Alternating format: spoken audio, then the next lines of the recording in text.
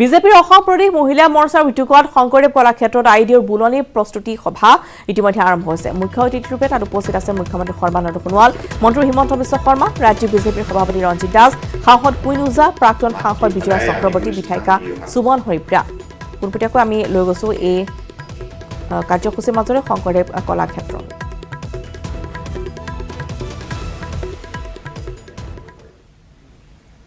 সাধাৰণ অনুষ্ঠান নহয়, কিন্তু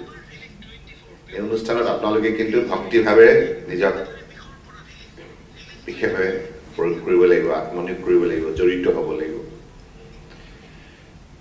এতিয়া মই কেইটামান কথা কম, যিহেতুকে আমাৰ দলৰ লক্ষ্য উদ্দেশ্য আছে। দলটোৱে বৰাক ব্ৰহ্মপুত্ৰ পাহাৰ ভৈয়ামৰ ৩৩খন জিলাৰ বিভিন্ন জাতি জনগোষ্ঠী ভাষা ভাষী ধৰ্মৰ লোকৰ মৰম চেনেহ আদৰ আৰু সমৰ্থন লাভ কৰি ২০১৬ চনত যেতিয়া দিছপুৰত বিজেপি নেতৃত্বাধীন মিত্ৰজোঁট চৰকাৰ গঠন কৰাৰ সুযোগ লাভ কৰে, তেতিয়াৰ পৰাই আমি নিৰন্তৰভাৱে অসমৰ সমাজ জীৱনত এটি শক্তিশালী পৰিৱৰ্তন সম্ভৱ কৰাৰ নিমিত্তে প্ৰয়াস কৰি আহিছোঁ। আৰু সেইধৰণে আমি বিভিন্ন আঁচনি হাতত লৈছোঁ সমান্তৰালভাৱে। আজি আপোনালোকে সকলোৱে যদি যুক্তিৰ আধাৰত আপোনালোকে যদি পৰ্যালোচনাবিলাক কৰে, তেতিয়া দেখিব মাতৃ সমাজৰ প্ৰতি শ্ৰদ্ধাশীল হৈ মাননীয় দেশৰ আদৰ্শবাদী নেতা প্ৰধানমন্ত্ৰী নৰেন্দ্ৰ মোদী ডাঙৰীয়াই ২০১৪ চনৰ পৰাই বিভিন্ন আঁচনি হাতত লৈ আহিছে, অৰ্থাৎ মহিলা সবলীকৰণ। আৰু তেখেতে গভীৰভাৱে বিশ্বাস কৰে। স্বামী বিবেকানন্দই এটা সময়ত কৈছিল, যি পক্ষীৰ দেউকা নাই, তেনেকৈ এই দেউকা অবিহনে কোনো পক্ষী উৰিব নোৱাৰে। তেনেকৈ এখন সমাজে মাজতো পৰিৱৰ্তন আনিব লগা হ'লে নাৰী সমাজ বিশেষভাৱে শক্তিশালী হ'বই লাগিব। গতিকে সেইবাবে নাৰী সমাজক শক্তিশালী কৰাৰ লক্ষ্যৰে বেটী বচাও বেটী পঢ়াও এনেধৰণে বিভিন্ন আঁচনি হাতত লৈ আজি সমগ্ৰ ভাৰতবৰ্ষতে নাৰী সমাজক মৰ্যাদা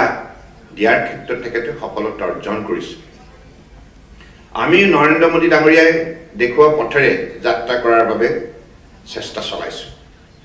আৰু অসমৰ বুকুত সেইবাবে নৰেন্দ্ৰ মোদী ডাঙৰীয়াই আমাক যেনেধৰণে তেখেতে পথ দেখুৱাইছে, সেই পথেৰে আমিও আজি চাহ বাগানত চাহ শ্ৰমিকৰ গৰ্ভৱতী মহিলাসকল গৰ্ভৱতী হৈ থকা অৱস্থাত যিটো যান্ত্ৰণা, যিটো সমস্যা, যিটো দুৰ্যোগৰ সন্মুখীন হয়, সেই মুহূৰ্তটো যি বেদনাদায়ক, এই কথা পৃথিৱীৰ হয়তো বহুতে উপলব্ধি কৰিব নোৱাৰিব পাৰে, কিন্তু আমি উপলব্ধি কৰোঁ। আৰু সেইগৰাকী মহিলাই গৰ্ভধাৰণ কৰাৰ পাছতো তেওঁ যদি পাত তুলিবলৈ নাযায়, কুৰকুডাল মাৰিবলৈ নাযায়, তেতিয়াহ'লে ঘৰত দুবিলা দুমুঠি উপাৰ্জন কৰাটো সম্ভৱ নহয়। গতিকে সেইবাবেই বহু বেদনা, বহু যান্ত্ৰণাৰ সন্মুখীন হৈও সেই গৰ্ভত নিজৰ পুত্ৰ কন্যাক লৈ পেলাই যেতিয়া বিভিন্ন কামত নিজকে আত্মনিয়োগ কৰিব লগা হয়, এই অৱস্থাটোৰ পৰিৱৰ্তন বা এই অৱস্থাটো সংস্কাৰ সম্ভৱ কৰি তোলাৰ বাবে আমাৰ চৰকাৰে প্ৰথমবাৰৰ বাবে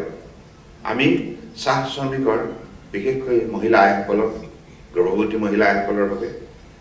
৬ মাহ সময়কাল যাতে তেখেতসকলে পুষ্টিকৰ খাদ্য খাব পাৰে, ইয়াৰ প্ৰতি লক্ষ্য ৰাখি আমি এককালীন ১২,০০০ টকা তেখেতসকলক আৰ্থিক সহযোগিতা আগবঢ়াৰ নিমিত্তে সিদ্ধান্ত গ্ৰহণ কৰিলোঁ। এই কথাখিনি মই এইবাবেই কৈছোঁ। আৰু ইয়াৰ উপৰিও নৰেন্দ্ৰ মোদী ডাঙৰীয়াই তেখেতৰ বক্তব্যৰ পূৰ্বতে এই ব্যাখ্যা দাঙি ধৰিছিল যে এগৰাকী দুখীয়া মহিলাই যেতিয়া পুত্ৰ কন্যা বা নিজৰ স্বামী দেৱতাক সময়মতে ৰন্ধা বঢ়া কৰি ভাতমুঠি যোগাৰ ধৰিব লাগে, কিন্তু ঘৰত শুকান খৰি নথকাৰ বাবে বাৰিষাৰ সময়ত কেঁচা খৰি জ্বলাই আকৌ তাত ভাত ৰান্ধি নিজৰ পুত্ৰ কন্যাক সময়মতে খাদ্য যোগান ধৰা, স্বামী দেৱতাক খাদ্য যোগান ধৰা, আত্মীয় স্বজনক খাদ্য যোগান ধৰাটো কিমান কষ্টকৰ, কিমান প্ৰত্যাহ্বানযুক্ত, এই কথাটো সেইসকল মহিলাই উপলব্ধি কৰিব পাৰে যিসকলে এনেধৰণে জীৱনৰ অত্যন্ত জটিল